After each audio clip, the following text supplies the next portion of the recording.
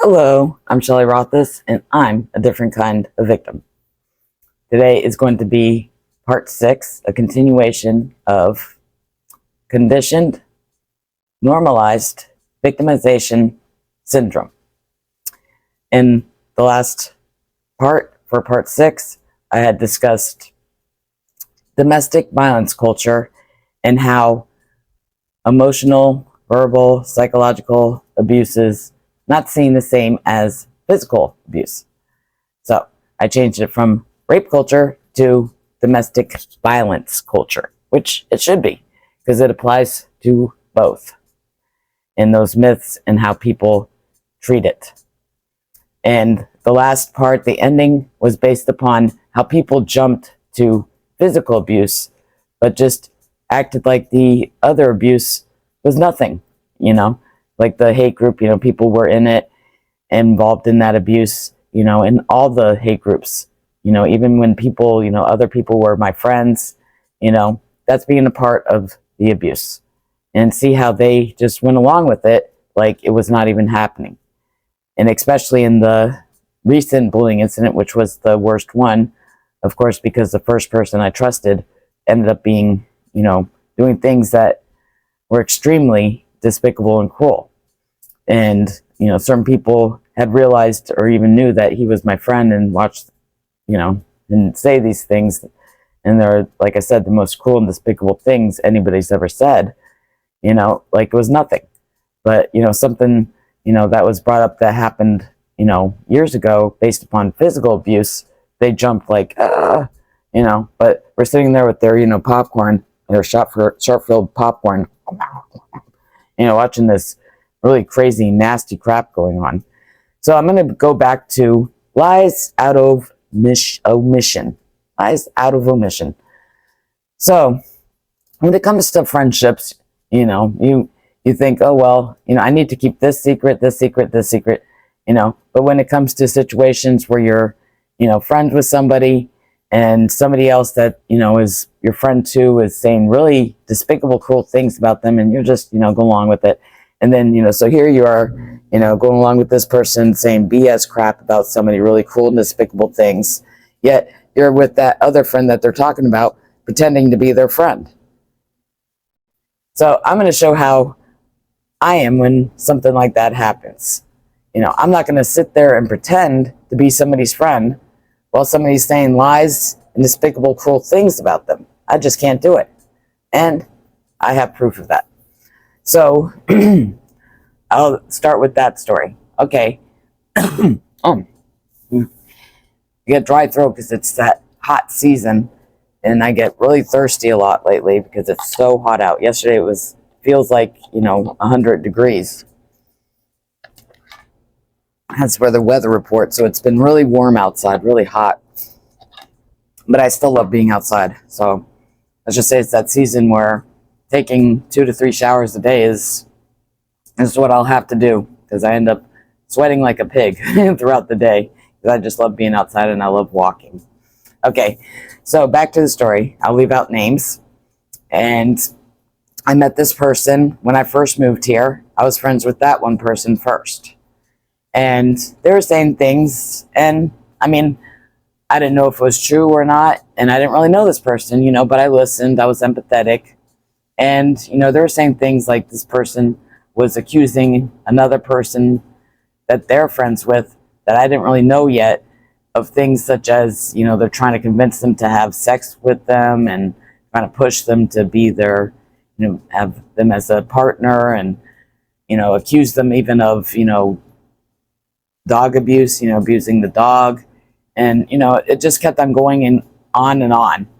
And I ended up becoming friends with this other person that they were saying these things about. And this was shortly after I had started to see that this person does lie regularly, because they ended up lying to me. So I could tell that this person is regularly lies, even to others. So, I'm friends with this person. I started to become closer to them recently. And you know what? I told them everything that she had said to me, because I knew it was a lie. I'm not going to sit there and pretend to be their friend, while they're doing things for me, they're appreciating me, while this other person did, me bad. And it's not out of revenge. It's just the fact that I'm not going to sit there pretending to be this person's friend while somebody else that, I'm also talking to is saying really nasty crap that I know myself, if I'm in that situation, where I'm the one that's being talked about, I'd like to know, because this person is actually pretending to be, the person they're talking about friend while they're talking to me crap about them. I mean, after my own experience based upon, Ken doing that to me, I'm never going to do that to anybody. I'm not going to sit there, listen to, be friends with somebody and watch people talk crap about them while, pretending to be their friend. I just can't do it. It's just so, pathetic and really despicable and cruel to do that. And that's exactly what, my friend Nina had, described as lies out of omission.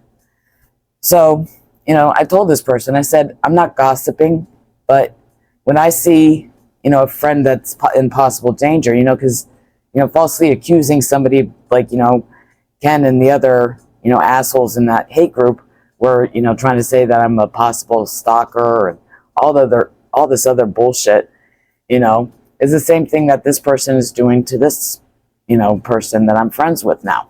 And I told them, I said, I'm not gossiping, but I'm not, it's called lies out of omission. I'm not going to sit here and pretend to be your friend while this person is saying all this really despicable and cruel crap that can actually hurt you, and I just can't do that. I can't sit here and be your friend while they're talking crap about you. And I told them that straight up.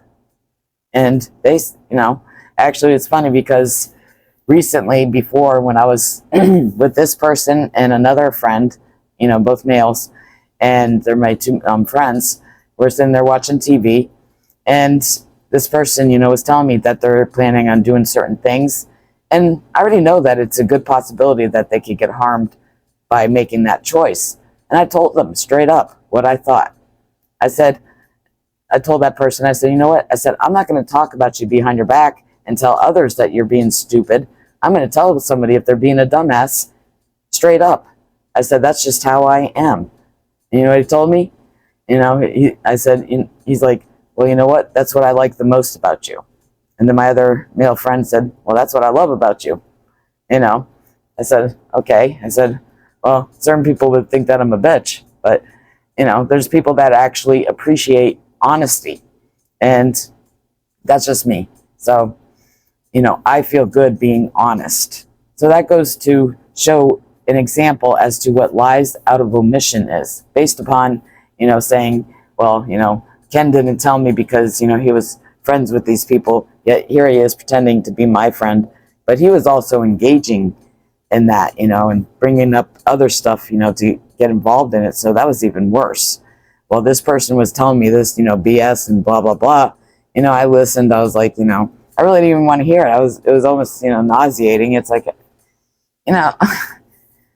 especially when I knew they were a liar, it's almost like I don't even like being around that person anymore. And I don't even allow that person in my place anymore, because of that. I don't want to deal with people that. And now I actually try to surround myself with people that are good, and don't, do those kinds of things. I feel better as a person not being involved with people like that, especially after, what I've seen with the bullying cult clans and how they treated each other and me, especially being the continuous victim. I definitely don't want people in my life like that. Like I stated, it is the truth. When I stopped associating with that clan and finally got free and escaped, my life changed. And this is proof of it, because I'm very careful about what I do. And I'm trying to stick very hard by my morals, no matter what. No fear involved, nothing. I'm going to be straight up honest, and I'm going to stick by my morals, whether people like it or not, because that's just the right ethical thing to do. Like, that's what I was talking about within, the personal integrity. You do what's right and moral, no matter who is involved.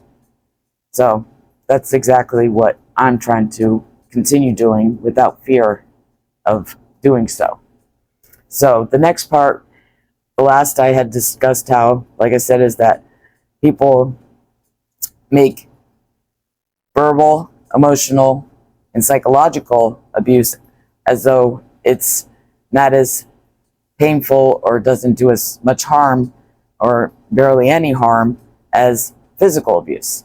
And the next part is going to be a continuation of the last part that I had just finished off reading, and it goes along with that part.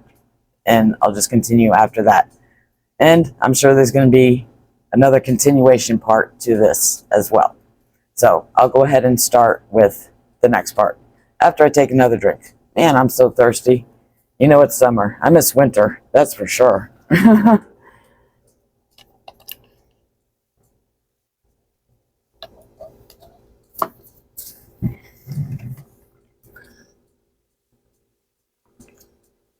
This is also a huge flaw within the mental health field. This is because most people in the mental health field will respond and take greater action to someone who is being physically abused. When it comes to verbal, emotional, and psychological abuse, most in this field have a degree from the Clowns Are Us Magical Fix-It-All College for Imbeciles. This is why they tell you immediately remove a child. This is why they will immediately remove a child from abuse situations that involves physical abuse, but delusionally believe that they can fix any abuse situations that involves verbal, emotional, and psychological abuse. So as a result, many victims end up stuck in abusive relationships due to not receiving the help that they not only need, but deserve to have. That's absolutely true. The magical fix-it-all field, they believe that those mental therapies that, just like the laws that are made up by people. People, they make up based upon their own personal opinion, not actual facts. Just like science, things can change. Theories, myth, they become, theory true then, this, that, That's the same with mental health therapies. They're not carved in stone. You can't just say, well, this person has this, so this will work. So as for, physical abuse, you see the signs of the pain. So, yeah, that sign of that pain is going to go away. But you know what? That physical abuse that happened to them, the emotional and mental, suffering from the emotional suffering is going to be much more painful, even physically. So it does physical pain too. And I know that for a fact. I've experienced more physical pain from my 3 abusers due to their verbal, emotional, and psychological abuse. And I actually told them that. When their dog had viciously attacked me and bit into my skin, I told my father, I told him straight up, I said, you know what? I said, this is nothing compared to emotional abuse. Yes, he knew I was referring to them, and I was absolutely being honest. And that's a fact.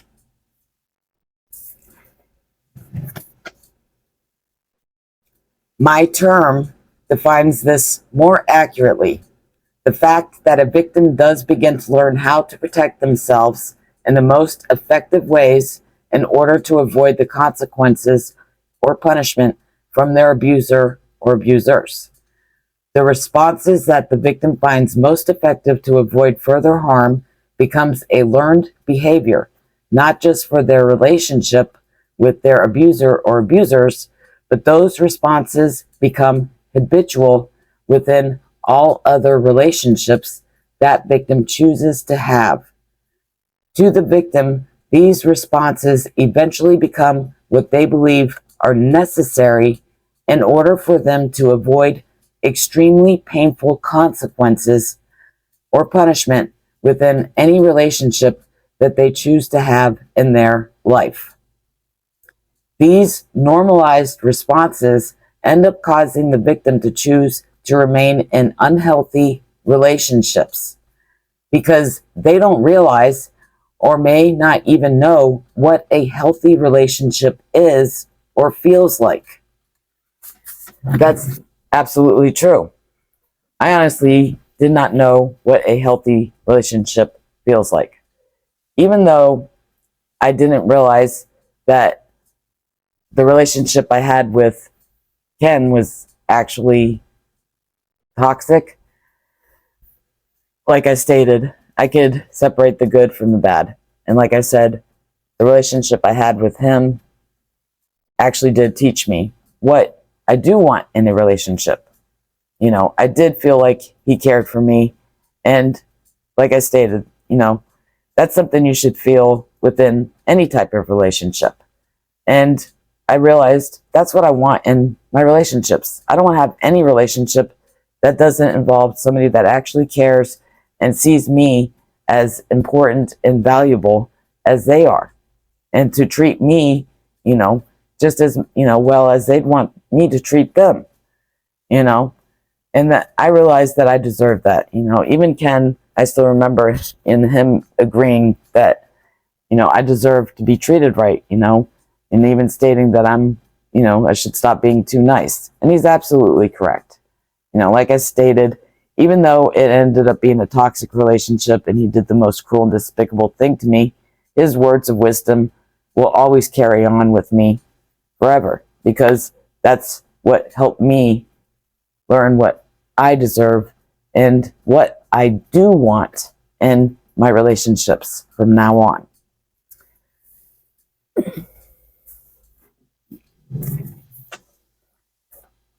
This is also because many people will feel empowered by feeling more important and valuable than another person who they are in a relationship with. That's exactly what happened between me and Ken. As to how it ended up becoming a toxic relationship. I even blame myself for this happening to this very day. I'm also extremely ashamed of myself for pretending that it never happened for a long period of time just to get through the day. The power and control started when I accepted the blame for why others involved in the abuse that was happening to me attacked Ken for me being his friend. The next power and control enticement was when I accepted that Ken didn't apologize, take any responsibility for his ill behaviors, or even avoided or ignored me instead of communicating with me based upon what I had shared with him about how I felt about what happened. And I did write to him and explain my feelings. I was trying to hope that he would respond. And I mean, I've done that before. I'm just a writer. I've actually written letters to my abusers to explain how I felt about what they've done to me. I even tried to work things out many times throughout my life. And that's exactly what I tried with Ken. I tried to explain to him how I felt, but he never talked to me about what happened. And again, that goes back to the abusers. I never got a response. So again, that conditioned me to just see that and just accept it. And I did the same exact thing with Ken. I just accepted that he just didn't say anything. Basically like ghosting me, like I realized my own father did it. For Father's Day last year, I had made my dad a special gift. I even hand wrote him a letter. And he didn't even say thank you or anything. So I actually went to Ken and I asked him for his opinion based upon what I wrote and showed him what I, drew and stuff like that. And just wanted his opinion. I just wanted to hear something, feedback, because, for that, it was special. It was Father's Day and I really wrote my heart out. I mean, I got something from Ken, maybe not much. So I kind of figured maybe it was a guy thing, because all he told me afterwards, after I asked him to read it, he said it looks, it looks good. Like, okay. So I don't know. I mean, we'll get to that part too, but I learned my lesson in that too. I did all those things, even gifts, writing with no thank you from my dad, many times. So I was just used to it. I didn't realize that wasn't normal, but we're going to get to that part too. So I did blame myself for that happening, because I let myself be a Matt by accepting that he didn't speak to me and didn't apologize. Even though I know, like I said, there goes the blame. It wasn't my fault that he didn't apologize or talk to me about it. That's just who he is. But I feel like I said, being a Matt and just forgiving and just acting, pretending like it didn't happen, that's just going to keep you continuing to be a Matt. And it does entice it, because they're going to say, oh, I got away with that, to the point where they get worse and worse. Because look what happened. And went kaboom. And he did the most despicable and cruel thing I ever could imagine. I never even thought would ever happen. So, like I said, I'm not going to forgive people if they don't deserve to be forgiven. And I'm not going to sit there and let people cross my boundaries and act like they have no, reason to take responsibility for their ill behaviors that they did to me. They did to me. I'm not going to do that anymore. I'm not going to be that Matt. That's it.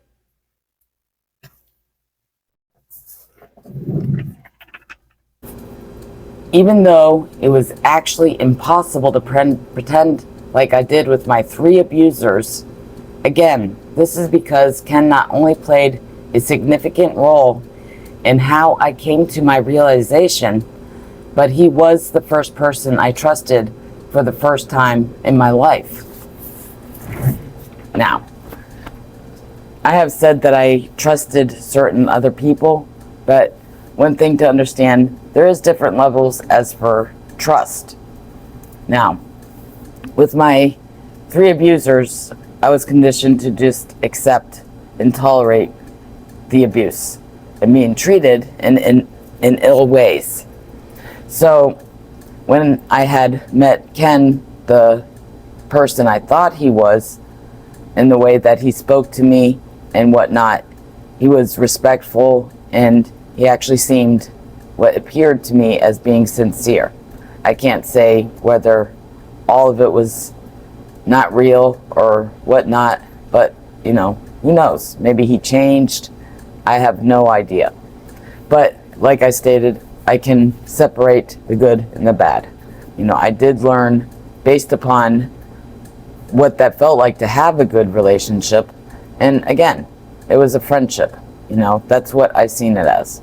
It was basically, ended up being below level of friendship. But anyways, the point is that that's what I had seen. And I had more expectations of him based upon what I had thought I had seen, for the first time. In my other relationships, I just expected a lot less than what I would give, because that's just how I am as a person. But I was always raised to believe that I don't deserve to have much or anything really that good. And I just got used to it. I mean, I was raised like that since I was a young child, so that's just how I learned. And I just applied it to all of my relationships, and I do regret that. And I realize now that, like Ken had taught me, I do deserve better. And, like I said, I'm going to keep that advice that he's given to me when I thought he was, the person I thought he was, for everything. And I'm going to use that continuously.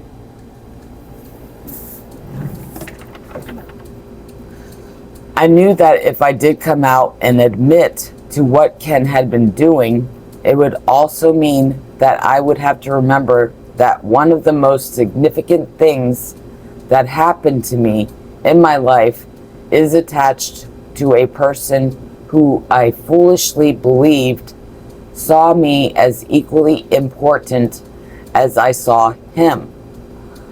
Also having another notch of shame on my belt of unhealthy, toxic relationships. As you see, as I described the word blame, it does describe how it plays a huge role in the cycle of abuse. Ken belittled my value and importance within our relationship, and it ended up lowering equal mutuality as a whole. Blame equals belittling and lowering, abolishing mutuality, equalness. Ken started to belittle my value and importance when he joined a hate group that was intentionally made to harm me. Ken made excuses and exceptions for lying out of omission within our relationship. Even though Ken admitted to me that he didn't trust anyone who is in that cult clan, he still made excuses and exceptions for remaining in those toxic relationships.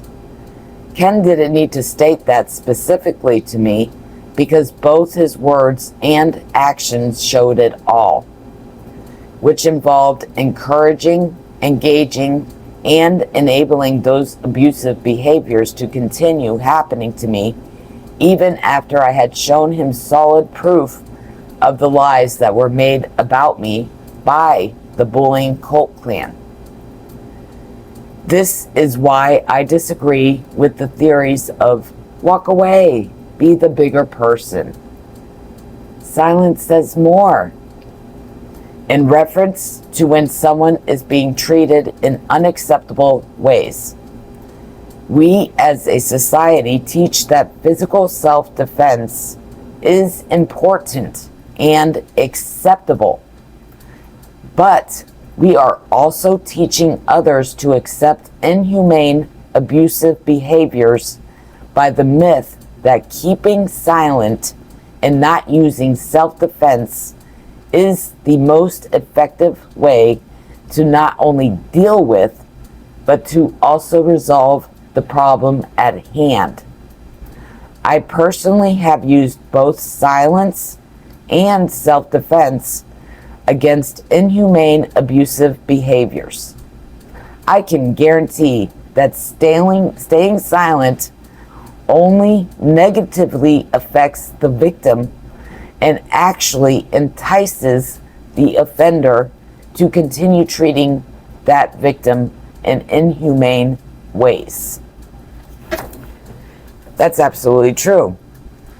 Just me continuing to stay friends with Ken after, somebody who I wasn't even friends with for a long, time was the one that actually let me know that there was a hate group about me, and I had seen that Ken was in it and seen what he had said, that he was trying to get rid of me without hurting my feelings, and that was his, plan. So I regret that. I should have actually unfriended him right then and there. But again, like I said, you can't turn back time. And even though that happened, even after, he still gave me good advice that I still, use even to this day. So that situation was a little bit different. Yes, many would say, you should have unfriended him then, but other good things happened even after that. So I can't totally regret it, but at least I know in the future, get rid of people like that, because you don't deserve to be treated like that. I deserve better in my life. I don't deserve to have somebody that would betray and deceive me and be so deceitful and cruel and despicable to be in a hate group while pretending to be my friend. I deserve better than that.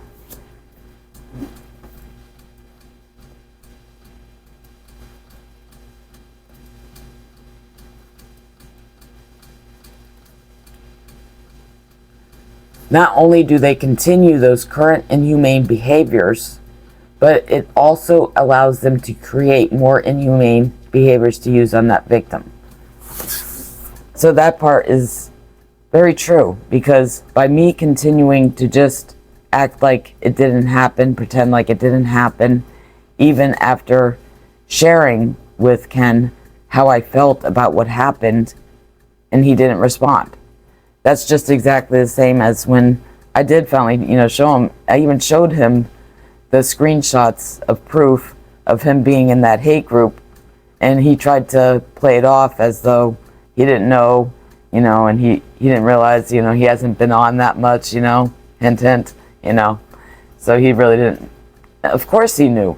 He was in the group. He even went out of his way to, say that he was trying to get rid of me without hurting my feelings. Of course he realized it.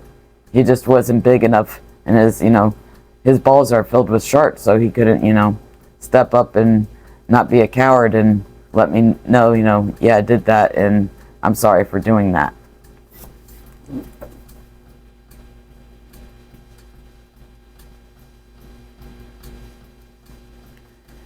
This is the victim giving that offender a free ticket to continue harming them in inhumane and unacceptable ways. I myself am a different kind of victim, because during the time I was trying to escape my abusers, I decided not to take the advice of anyone during that time in regards to how I should respond to any abuse situation that occurred during that time. This is how I learned about one of the biggest flaws within not only the mental health field, but society as a whole. The first person to give me advice based upon the time I was trying to escape my abusers was a friend who is actually a mental health professional. Also, the other mental health professionals had also advised me to remain silent and avoid my abusers as much as possible.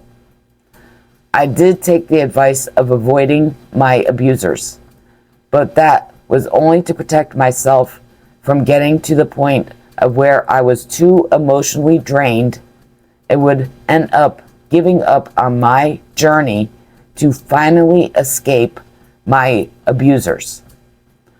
Although the time I was around my abusers and they were verbally, emotionally, and psychologically abusing me, I tested out a new theory that I planned on using to help not only domestic violence victims, but society as a whole. I, for the first time in my life, used self-defense against my 3 abusers. One example will be based on one of the many recent lies that my abusers tried to use as a form of power and control, which involved the hardcore part of that abuse cycle of maintaining power and control by contemplating severe emotionally painful punishment on me. Luckily, my current psychiatrist isn't an imbecile like most of the other mental health professionals, and realized that my abusers were trying to use him to engage, encourage, and enable their abuse to continue happening to me. This one lie was that I never helped them with household chores. Well, guess what? I got evidence on that too. Just like I have on that bullying cult clan, I have evidence that I have helped run the house. But you know what? They always degraded me and even yelled at me when I went to do chores, just to help out without even, them having to ask me. And they degraded how I did it and what I used, everything. They never appreciated anything. So they made me feel actually guilty, even if I asked them, I'll clean the patio, I'll do that. They shamed me for it, put me down, all kinds of things.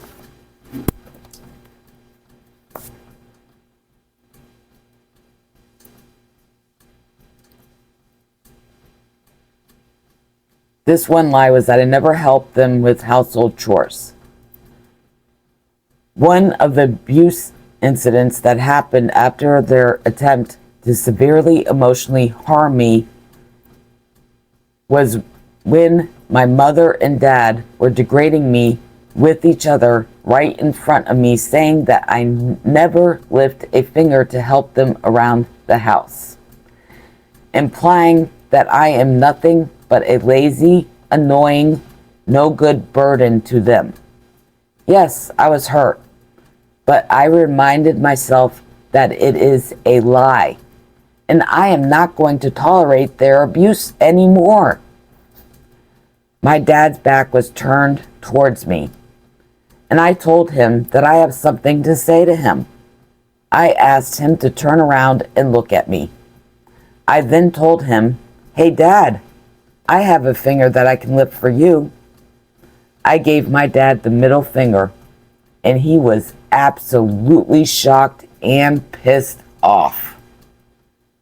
He then said to my mother in an angry tone, stating how I just gave him the middle finger.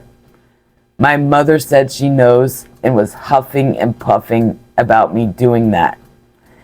Based on societal and cultural beliefs, most would say that I am a bad, horrible child for disrespecting my parents like that, while they would ignore the fact that my parents were abusing me as for why I did that to them. The old religious BS quote of, "For God commanded, honor your father and your mother, and whoever rebels his father or mother must surely die." I have a middle finger for all those people too. Because my new theory did in fact work. Because my abusers had become aware that I am no longer going to just tolerate their abuse and just pretend and accept them doing it to me. They had begun to tiptoe around me out of fear that they were close to losing their victim, that they had a lifelong goal of continuing to have power and control over until the day that I died.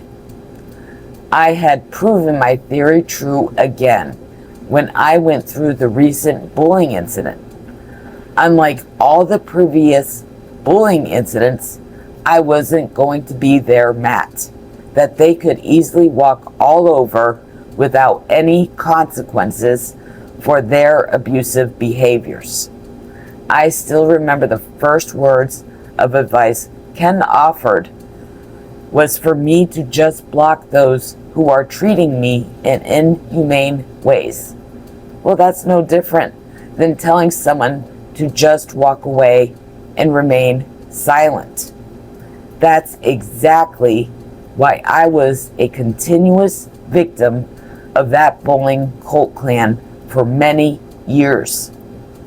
One example of proof for how remaining silent and just walking away is a flaw is that I had actually blocked Ken before he had gone into my personal private group and humiliated me in very cruel and despicable ways.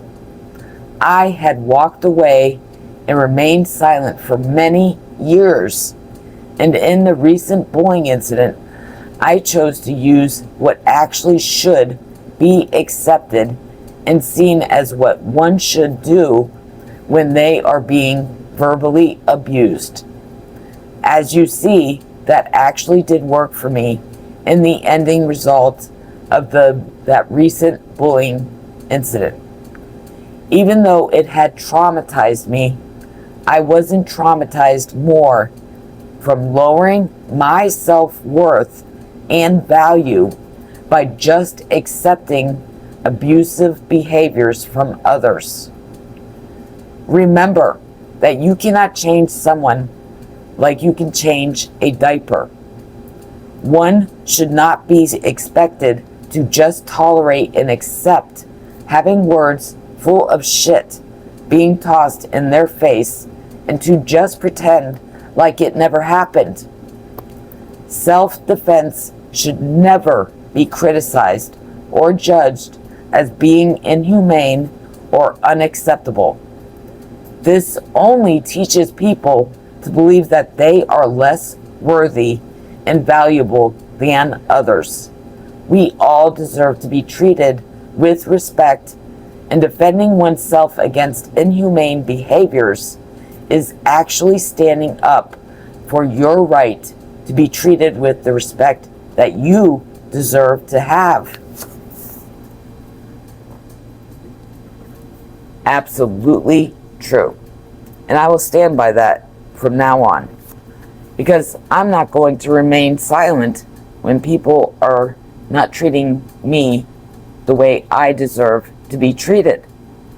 And I'm not going to be a mat anymore for anyone. Again, Ken's advice comes in handy. I do deserve to be treated with respect. And I shouldn't be too nice to other people that don't deserve that from me. I am important. I am valuable. I am worthy of being respected by others. And there's no excuse for abuse and for them to make continuous exceptions and excuses for their behaviors. Being a bigger person involves having the personal integrity to do the right thing that's moral and ethical, no matter who's involved. And that goes along with fear versus pride.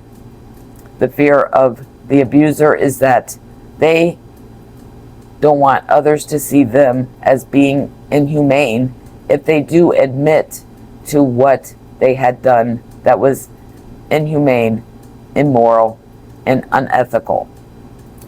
And they don't want to see themselves as being that. For the victim, they fear that others will see them as what they already see themselves as. They're ashamed that they stayed in that relationship or that they were even in it in the first place. You know, even with Ken, you know, I still, you know, like as I read, blame myself. And it's normal, even though I know deep down inside it wasn't my fault. So the fear is that, you know, others, I always thought, they're going to look at me, even with my 3 abusers, are going to look at me like, God, she stayed in that relationship that many years, what kind of idiot is that? We learned about that in mental health.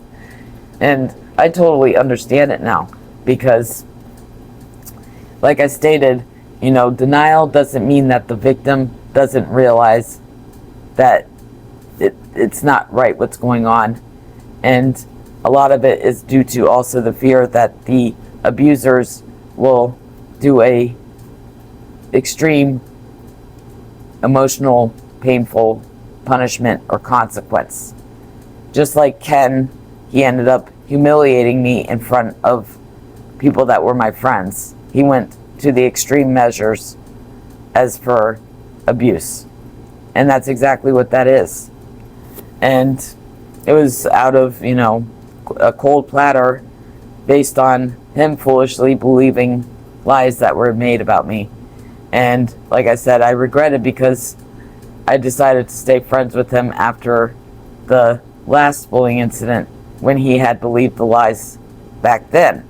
So what makes me think, I honestly didn't think this would happen again, that another bullying incident would happen because like I stated, I had left. And like I had stated in the beginning of this continued part, is that I was already out of there. I didn't want to be anywhere associated with that bullying quote clan. And my life is totally different since I had left. Just like it's been totally different since I left my 3 abusers. I actually see who I am now. I see all the things that they had drilled into my head to believe about myself is not true. I'm not a burden. I'm not stupid. I'm not an annoyance. I'm not a job to have in somebody's life. I'm actually an important, valuable, worthy person who is a good person, and only people that deserve to have me in their life will have me in their life.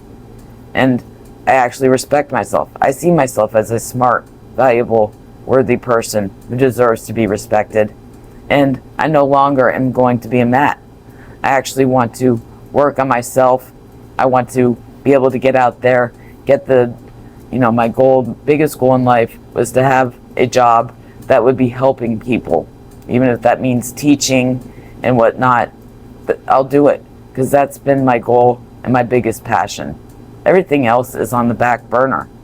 So I finally have the chance to do that, and that's what I'm going to continue to keep on doing and striving for, because that's what I want to do and I've wanted to do since I was a young child. So again, like I said, this is going to be a long one, but it's going to be really good because it's related to my personal story and how the bullying incidents have a comparison to it and how they're basically related to my own experiences with my 3 abusers. So I hope to see you for part 6 continued again in the next part. I'm Shelley Rothus, and I'm a different kind of victim. See you next time.